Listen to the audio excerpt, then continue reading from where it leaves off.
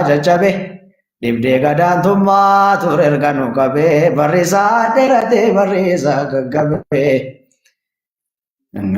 Gariin achi goottootu baay'ataa muka jigerratti jedhanii abbootiin mammaa kan duratti dulaa bitaa mirgaan saba tokko irratti uummata rakkoo saabsee taa'urratti gidiraan haroomee kattaa mure nutti ollaa bitaa mirgaan gaadha duratti na turre walitti rakkoos ta'e bal'inaani haati ergoo nu ta'e gargaarsa keetini. Rakkoon hin argamne uummata jidduutti waliin qabna aadaa seenaa fi amantii daangaaf naannoon addaan nu baafne walitti qubsiifne jiraannaa dachii keenya irratti gariin keenya duraanii godaanne jaratti sharriitu hojjetame asirraa achitti sharriitu hojjetame asirraa achitti. Qalbii nu gubdee gochatiin miidhaa uummataa laallaanii haati ergoo nu ta'e gargaarsa keetiin ol nu qabe rabbii mootii duniyaa diini haati ergoo nu ta'e gargaarsa keetiin ol nu qabe rabbii mootii duniyaa diini haati ergoo nu ta'e gargaarsa keetiin.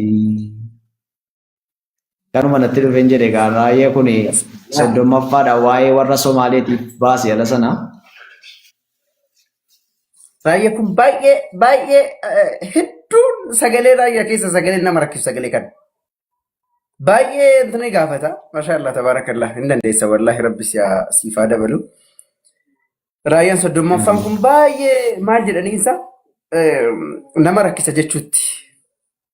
Abbuma rabbi sila kennaa kenneef malee maashaallah rabbi siifaa dabalu baay'ee namatti tola. Guutumaa guutuutti sii kennanii ustaaz raayyaan kan barbaadde haaromsi jedhanii remix godhe. Kan barbaadde haaromsi naan jedhanii hangaafa sana vooliyumii isaanii shanaffaadha kanan bira dhaabbadhee jedhe viidiyoo irratti akkuma argame sana achumaani manzuumaa koo kan barbaadde irra deebitee haaromsuu dandeessaa naan jedhan. Eenyutu walitti si fide ustaaz raayyaadhaan? Ajaa'iba wallahi ustaaz raayyaadhaan walitti dhufuun kuni ani egaa akkuma sitti himee guyyaa tokko ameen kun jira gaafa sanaa mana Abu Yaasiritti laayivii tiiktookii Abu Yaasiritti bara sana reefuma tiiktookii banadha hordoftoota nama 1,000 akkasiin qaba. Laayivii mana Abu Yaasir gallee amee kana wajjinutu wal hirkaa fuunee manzoomaa ustaazaa kana jennuutu achumaanii guyyaa kaanii Alfaa Mucaan jedhamu inni dhufee achirratti anaadha raayyaa kana jedhu na argee Finfinnee dhufuu dandeessaa raayyatti si geessaa naan jedhe. Achumaanii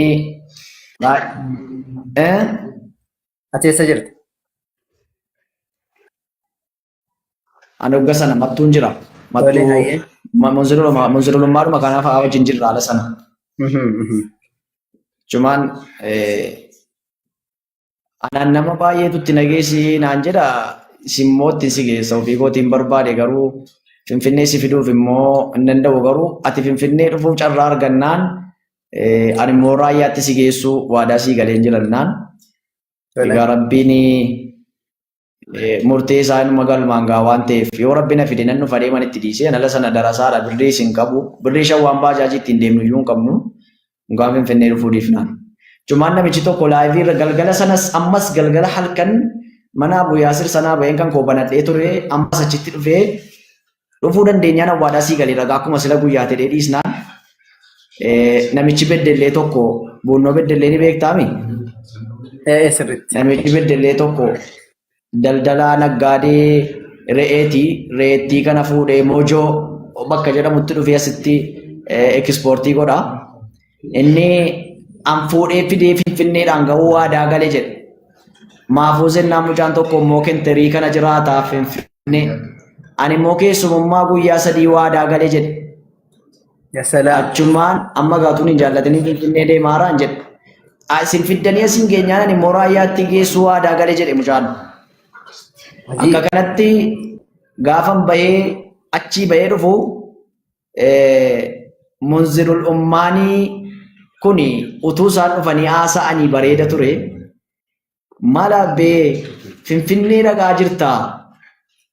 Yaadaa jirtaatii naan jedhan. Callumadhaa isinii yoo rabbiin biraa ta'e inuman deemaan jedhe gaafan akka jedhu wallaahi wabillaahi watallaahi taabni tokko hin qabu. Namicha tokkotu umattuu magaalaa keessa birrii 400 san deemaa yaafannoo dhaga'ee kiisii keessa naqaa'ee bakka kanuma birrii 400 nasii baatee finfinnee deemtaa jedhanii utuu isaa jarri yaadda'anu gwaaddanyaa isaanii Sheek Abdul Aziz illee ni beektanii jarri kun lamman warra akkaan qalbii naa cabudha. Jennaan bakka akkuma gallii wayiitti isan deemu kana akka taphaa wayiitti namni isa taphaatti ilaala anis akka taphaatti ilaala dhufee beddelleen gahe beddelleedhaa tiraanspoortiin birrii 250 achii beddellee gaafan ga'u immoo namichi inni beddelleedhaa waadana galee kun na fuudhee borumtumuu fessaarriitti na caanee wajjiniin dhufnee furii kana keessatti na buusee birrii 1,000 immoo harka keessa na kaa'ee gara moojoo kanatti darbee birriin 1,000 ittiin inni gaafa sana harka keessa na kaa'ee fi wanti gaafa sana obboloonni koo na duukaa ta'anii shaanxaa koo baatanii magaalaa kana keessa deeman shaanxaa awwaaraan laaqamee jiru kana jireenya baadiyyaan beektu dhugaan ittiin fakkaatu jechuudha. Kasanatti dhufnee mucaan sun illee raayyaa bilbilee mucaa akkasiitu godina Ilubbaa Boorii bahee si dubbisuu dhufe jennaan ishigaa jedhanii silallee sagantaa wayii deemaa jira. Daqiiqaa 31 fidi jennaan biiroo miltanii haa ta'u amma laftuunaan garagalee amma yaadadhu hangaafa sana iddoo wayiitti argeera. Amma wana amiltana ta'uu bakka ta'e hin beekun. Bakkuma isaanii itti naammatanii raayyaa itti qaree sanayyuu galgala sana galeetan gaafan viidiyocha laalu laayikii nama 900 qaba. Laayikii. Kanaan dura laayikii miti viidiyoo koo namni 900 laalu galee gaafan viidiyoo koo sana laalee isan iyyee raayya jedhu kana gaafan laalu ayyeroo sana of hin beeku beektaa. Gaafan galgala galee laalu annagaan qabuun nama amma naga'u bira nama guddaa bira dhaabbadheen akkanatti iyyaa ture sila jedhee gasii na leeyyaasise kanattiin isaanii wajjin wal arge. Ajiib, ajiib, ajiib. Maashaallah, tabaarakallah. Wallahi waan ajaa'ibaati. Guyyuma san si arganii isaan sana dura si arganii beekanii? Guyyuma qaamaan guyyuma sana wal argine yeroo tokkollee muhaadaraa mattuu magaalaa mattuu muhaadaraa guddaa ture achirratti dhufanii turanii muhaadaraa sana dhaquu waliin namni gaa warra keessummoota warra dhufe dhiibnaa namumtinni kaan waliin argu takkaa qaamaan wal argine hin beeknu isaan faana gaafuma sana yeruma jalqabaati. Waan ajaa'ibaati wallah. Gaafuma san si arganii gaafuma san ijaazaa sii kennan moo yeroo biraa sii kennan ijaazaa? Gaafuma san viidiyochuma irratti haasa'anii bar. Manzoomaa koo kan barbaadde baasii bakka kana booda kan saannaan jedhan viidiyoodhuma sana irratti.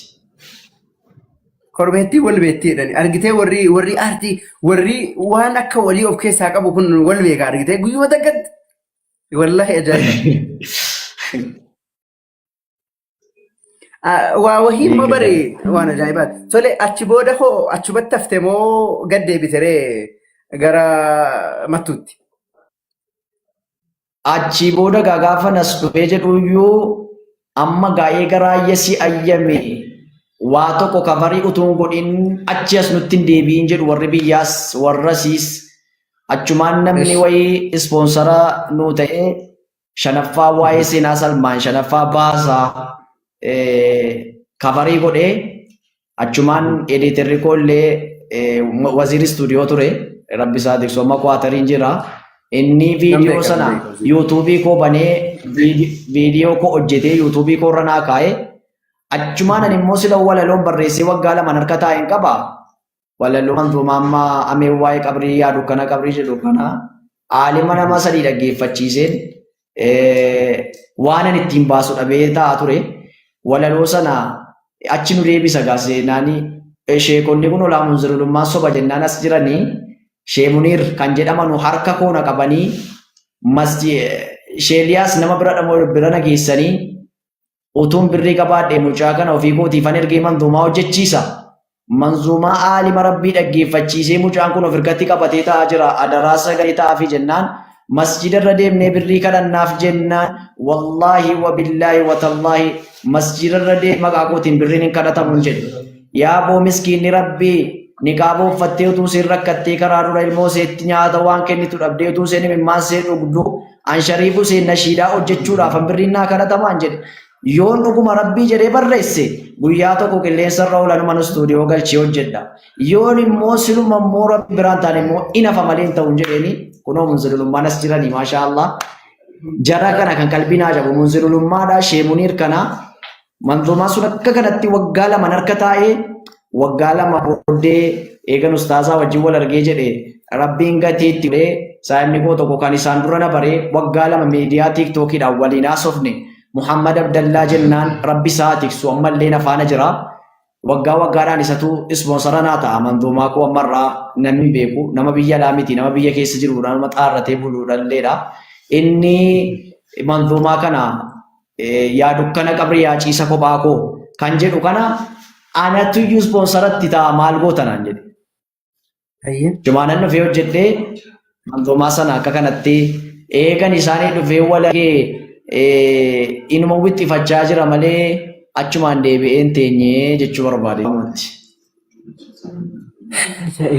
Saddee lakkii jennaan lakkii dhuma keenya akka tamaa keessa olaanaan jennaan egaa akkas taanaan immoo gaasilaa awwaanan godhuun qabu quraanii fadeesni mukatti hin buune namatti bu'e egaa awwaan jedhamu waan abbaa jedheen hin jedhe mallee nama keessaa baasee rukunne hin jedheeni hangaafa nama akkasitti haasa'u an abdiidhaan hin jenne abdiin barbaannaan har'a sarraa istuudiyoo galtee baasuu dandeessa maashaallah sagalee bareeda qabda wallaahi haqiiqa. Akkastaan ani immoo ijaazanaa kennika. Sii kenneera. Barakallahu fiik. Wallahi raayyaa digdamii shanaffaa mummee kanfaadha bichaaruu ta'e waa'ee wallahi baay'ee na ajaa'ibaa ture raayyaa maariffaa sana hin dandeessa maashaallah. Asumaanuu intina haasawaa qaallitti niiti amma irratti waa yaadadhe namichatu jedha beekta sangaa qammadateetu intina qajeelchee maali maqaansi dinnichatti qajeelcheetu ansiin qotu ofiin gara gaggalii jedhedhan isiin ofumaan gara gaggalte akka dinnicha sanaatti.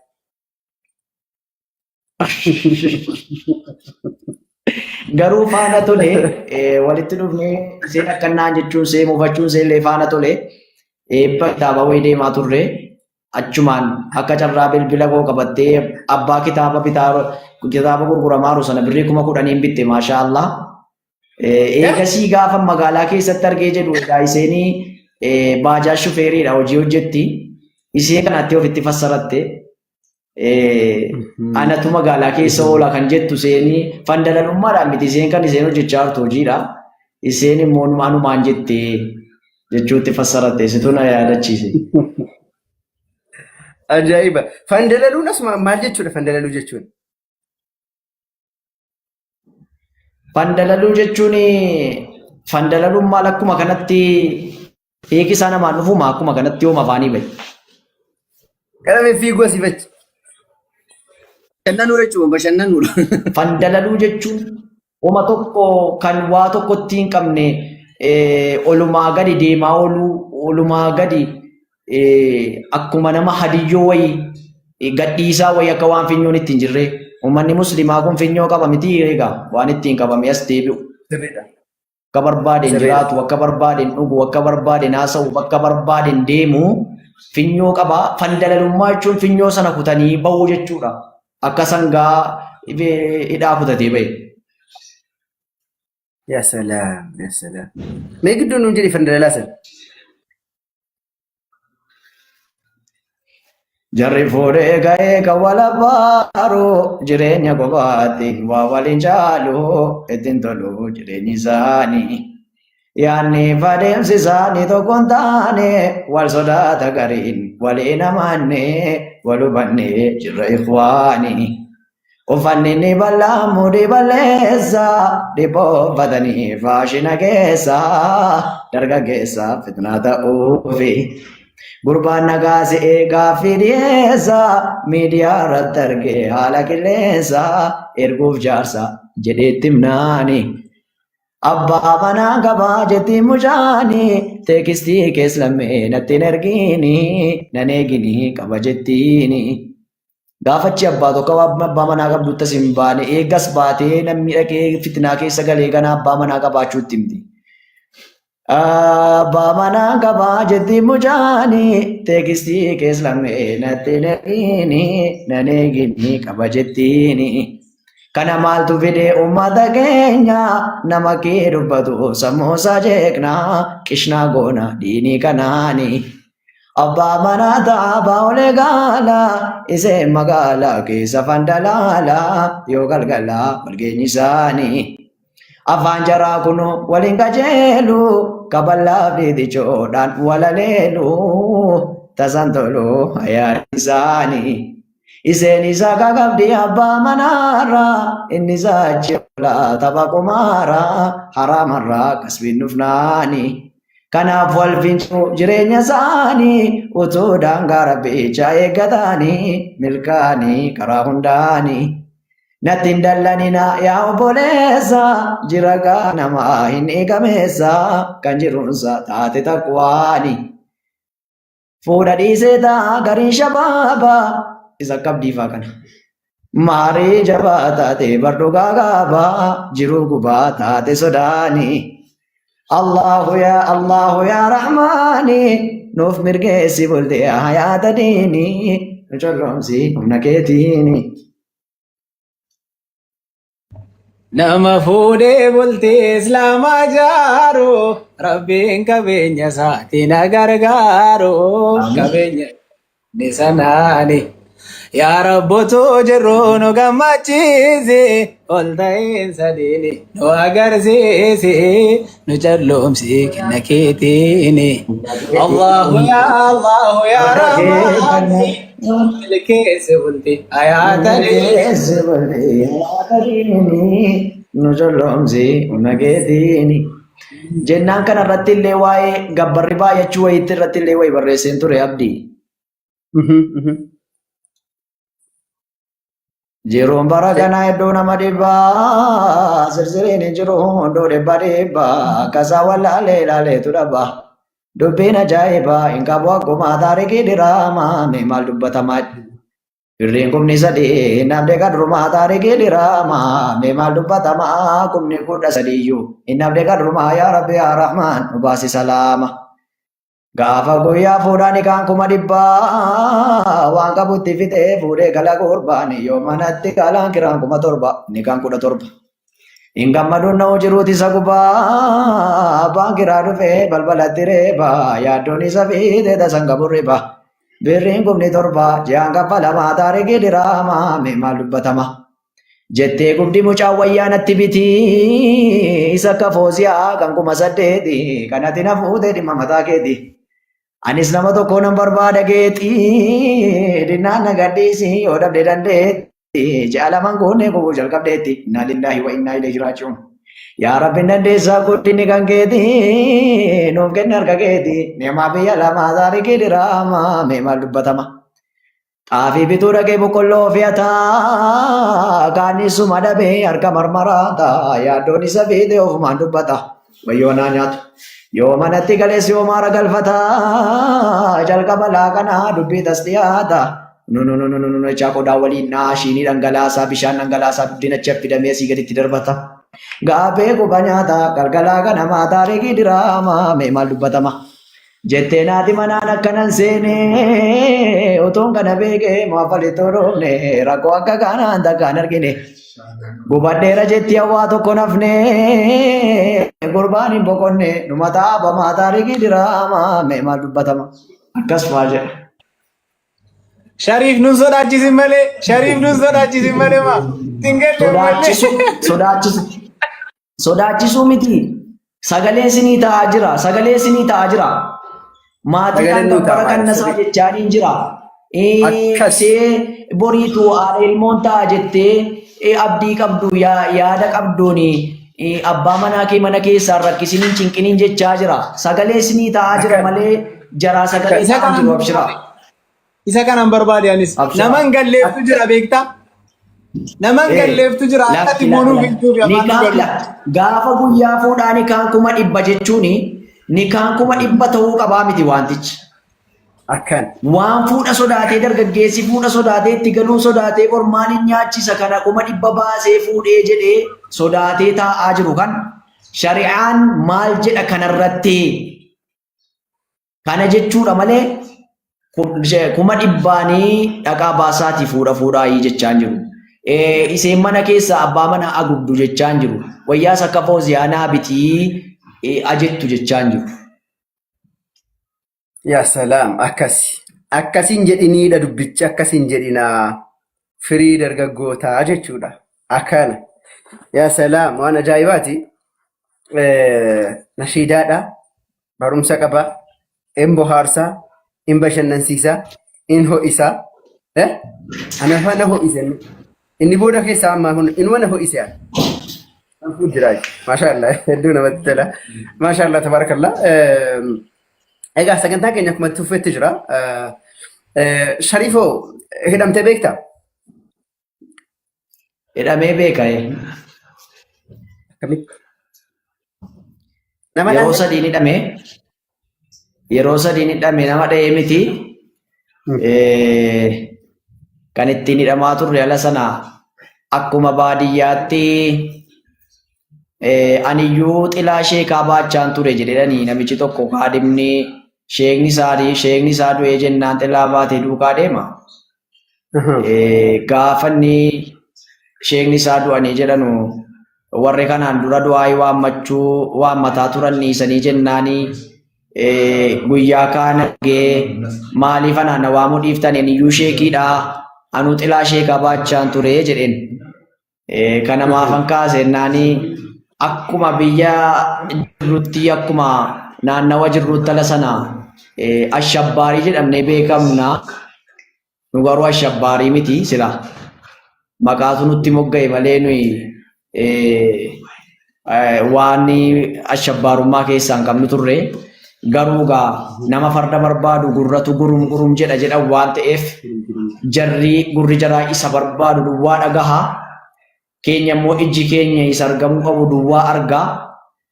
Sababa kanaatiif hidhaa xixinnoo shishifii wayii ilmoo hidhaa yeroo tokko torban tokko yeroo tokko guyyaa 14 wayii yeroo tokko torban amma ta'e yaadadhu ilmoo hidhaa hidhamneerra